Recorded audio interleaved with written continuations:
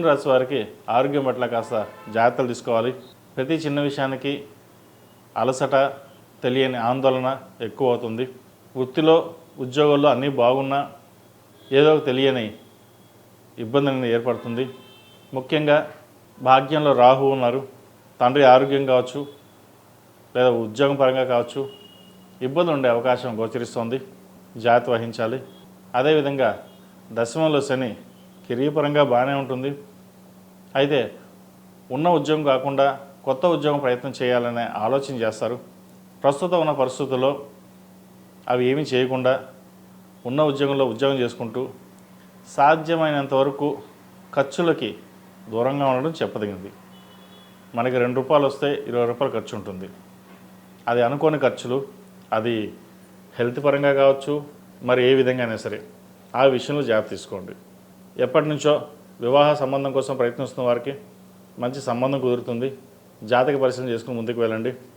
అదేవిధంగా క్రయ విక్రయాలకు సంబంధించిన విషయ వ్యవహారాల్లో చాలా జాగ్రత్త వహించడం, భూములు అమ్మేటప్పుడు కొనేటప్పుడు డాక్యుమెంటరీస్ విషయంలో జాగ్రత్త వహించాలి. అదేవిధంగా సోదరులతోటి విభేదం రాకుండా చూసుకోవాలి. రాష్ట్రాధిపతి చతుర్థాధిపతి అయిన బుధుడు తృతీయంలో రవితో ఉన్నారు. మాట పెరగకుండా ఏదైనా సరే సామరస్యంగా వెళ్ళి ముందుకు వెళ్ళడం అనేది చెప్పదగినది.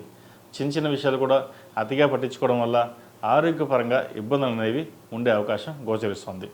వ్యాపారపరంగా వీరికి చక్కగా ఉంది. మంచి రొటేషన్స్ అవుతాయి. మంచి అవకాశాలు కూడా కలిసి వస్తాయి. కొత్త వ్యాపారాన్ని ప్రారంభించాలి అన్న యోచన చేస్తారు. అయితే భాగస్వామి వ్యాపారాలు కలిసి వస్తాయి. కొత్తగా ఆలోచించే కంటే ఏదైనా డిస్ట్రిబ్యూషన్ కావచ్చు, ఫ్రాంచైజీ కావచ్చు, ఇటువంటి వ్యాపారాల్లో అడుగు పెట్టండి. ఎందుకంటే ఆల్రెడీ బ్రాండెడ్ ఉన్న వాటి మీద ఇన్వెస్ట్మెంట్ చేసుకుంటే కొన్ని లాభాలు అంటూ ఉంటాయి. లేదా మనం కొత్తగా వెళ్ళడం వల్ల మళ్ళీ స్క్రాచ్ నుంచి రావడం, అది మళ్ళీ ఎదగడం అనేది టైం పడుతుంది. సో అనవసరంగా ఎక్కువగా ధనాన్ని వెచ్చించడం కూడా జరుగుతుంది.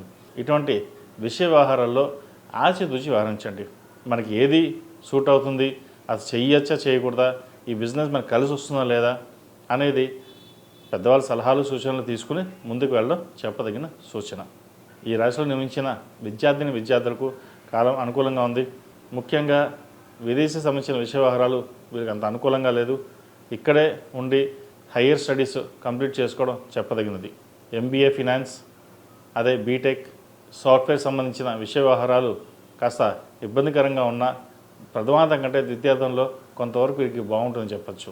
ఈ రాశిలో నిర్మించిన స్త్రీలకు వృత్తి ఉద్యోగాల పరంగా, వ్యాపార పరంగా బాగుంటుంది. ఆరోగ్యపరంగా కొన్ని జాగ్రత్తలు తీసుకోవాలి.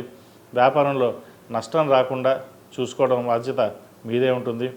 మన వాళ్ళు ఉన్నారు, వాళ్ళు చూసుకుంటారు అనే భావన కాకుండా మీకు మీరుగానే కష్టపడండి. మంచి ఫలితాలు సంప్రాప్తిస్తాయి. పంచమాధిపతి, వ్యయాధిపతి అయిన శుక్రుడు ద్వితీయంలో ఉన్నారు. కుటుంబ స్థానంలో శుభకార్యాలకి ఆస్కారం ఉంటుంది. మీరే దగ్గరుండి అన్నీ చూసుకోవాలనే భావన కూడా ఏర్పడుతుంది. అయితే ఆరోగ్యరీత్యా కొంత సహకరించిపోవడం వల్ల పక్క వాళ్ళకి అప్పచెప్పడం, లేదంటే వాళ్ళని చూడడం అనేది జరుగుతుంది. ఏదేమైనా సరే మీకు మీరుగా నిర్ణయాలు తీసుకుని చేయడం అనేది చెప్పదగిన సూచన.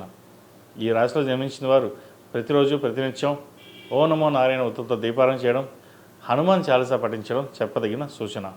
లేదా ఒక 8 మంగళవారాలు ఆంజనేయ స్వామి వారికి ఆకుపూజ చేయించండి. 9వ మంగళవారం నాడు వడమాల వేయండి. అనుకున్న పనులు పూర్తవుతాయి. ఈ రాశిలో జన్మించిన వారికి కలిసి వచ్చే సంఖ్య 5, కలిసి వచ్చే రంగు గ్రీన్.